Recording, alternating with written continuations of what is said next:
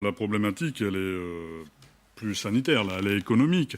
Je voudrais revenir là-dessus. Ah bah si, puisque quand on voit le taux de l'Île-de-France n'est pas saturation en confinée. réanimation. Vous l'avez dit dans une de vos éditions précédentes, l'Île-de-France n'est pas confinée par les interactions économiques et socio-économiques qu'elle a beaucoup plus que le Pas-de-Calais. Alors maintenant, sur le confinement, il faut que le confinement soit la dernière solution. Mais si jamais vous confinez, ce qu'il faut réussir, c'est le déconfinement.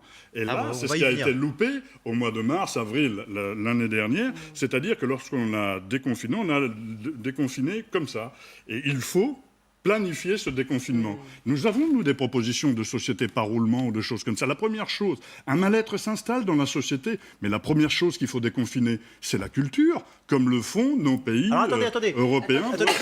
On a ce mal-être-là, et aujourd'hui, par exemple, vous les avez en manifestation à République, tiens, on parle de Paris, à République, ils sont en manifestation, les acteurs culturels, et effectivement, on sait dans d'autres pays qu'on peut, depuis le mois de décembre, œuvrer à la diffusion de spectacles. Et sur les plateaux télé, on voit bien qu'il y a des publics dans des émissions. On me dit, ce sont peut-être des intermittents. Soit, ce sont des humains, c'est du public. Donc, il y a moyen de faire quelque chose. Mais est-ce que demain, il faudra, pour rentrer dans un musée, présenter un test PCR négatif ? Je reviens sur ce que vous disiez, Madame Nataf.